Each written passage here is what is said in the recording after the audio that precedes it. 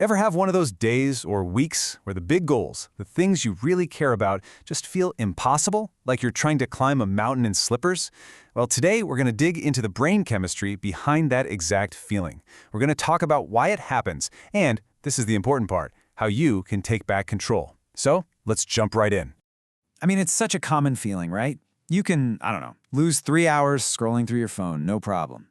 But the idea of sitting down for just 10 minutes to work on that huge project, it feels almost physically painful. So what is going on here? Why is that? Okay, and this is maybe the most important thing you'll hear today, so listen closely. It's not you. You're not lazy. This isn't some moral failing or a lack of willpower. The truth is, there's something else going on. Something is actively working against you, hijacking your ability to focus. So, let's get into it. Part 1. Your brain is hijacked. Let's figure out who the culprit is and, how they're pulling it off. Think about it this way. Your brain's operating system, it's ancient. It was designed for a world where finding food or shelter was a huge deal, a rare and critical reward. But now, we're running that ancient software in a world that's just flooding it with constant pings and notifications. It was never built for this. And there's a name for this whole problem: dopamine overload. It's like this invisible wall that pops up between the person you are right now and the person you know you could be. But here's the good news. Once you can see the wall, you can start taking it down brick by brick. All right, so to take that wall down, we first need to understand the bricks. Let's talk about the so-called motivation chemical, dopamine. And right off the bat, we have to clear up a massive misunderstanding about what it actually does. Okay, this is huge. Most of us think dopamine is the pleasure chemical, right? That's what we've always heard. But that's not the whole story, not even close. The truth is, dopamine is the chemical of anticipation. It's not the feeling of getting the prize, it's the feeling of wanting the prize. It's the drive, the go-get-it signal.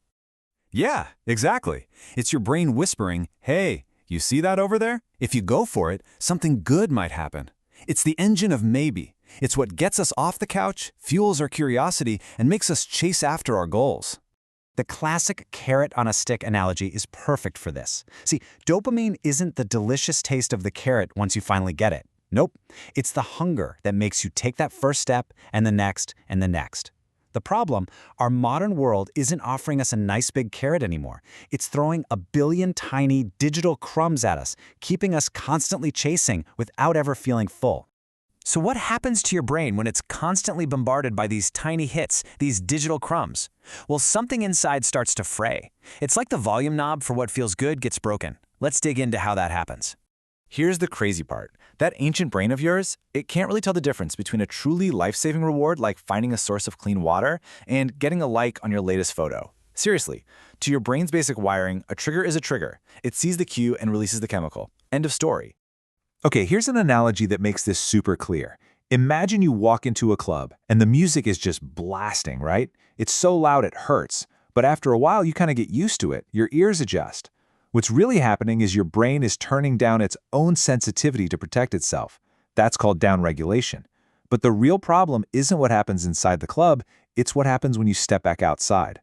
Because when you walk out into the quiet street, everything sounds muffled. You can't hear the normal, subtle sounds anymore. You've gone numb. And that's exactly what's happening in your brain. You've gotten so used to the loud music of constant digital hits that the quiet, subtle satisfaction of, say, finishing a chapter of a book, it just doesn't register. Your brain needs that noise just to feel normal. So how do we fix this? How do we turn our sensitivity back up so we can appreciate the quiet stuff again? Well, the answer is going to sound completely backward.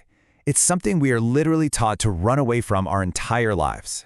It's not some fancy new app. It's not a complicated productivity system you have to buy. The single most powerful way to reset your brain is boredom. I know, right? The one thing we'll do anything to avoid. But leaning into that stillness, that lack of stimulation, that is the secret weapon for recalibrating your entire reward system. Think of your mind like a lake. After a day of constant stimulation, it's like someone's been stomping around in it, kicking up all the mud from the bottom. The water's murky, you can't see a thing. And what's our first instinct? To splash around even more, looking for something to grab onto. But that just makes it worse. The only way for the water to clear is to stop moving and let the mud settle. And that stillness, that moment you let the mud settle, that's boredom. And in that quiet, something amazing happens. The prefrontal cortex, think of it as the CEO of your brain. It finally gets a chance to come back online. That's when you get your focus back. That's when you can plan, think clearly, and do the real, deep work. Okay, so this all makes sense, but how do you actually do it? Let's get super practical here. In this last section, we're going to talk about your 24-hour reset, a simple plan you can start, well, right now. And remember this is not about forcing yourself with more willpower. That's a losing battle. It's like trying to have a quiet conversation in that nightclub we talked about. It's pointless. You don't need to shout louder. You need to leave the club. You need a cleaner, quieter environment. So here's your first mission, a simple experiment. For the next 24 hours, just grab a small notebook or use a notes app. And every single time you feel that automatic twitch to reach for your phone or grab a snack or just escape, I want you to pause. Don't fight it, don't judge yourself, just notice it. And write down what was happening right before you felt the urge. That's it. You're just absorbing the hijacker. That's step one.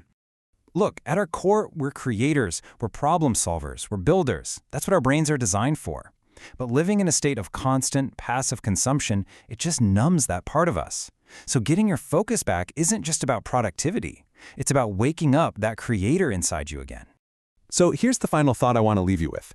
The next time you feel that pull of boredom, that urge to fill the silence, try to reframe it. It's not an empty space you need to escape from. It's a blank page. It's the drafting board where you can finally start designing the next best version of yourself.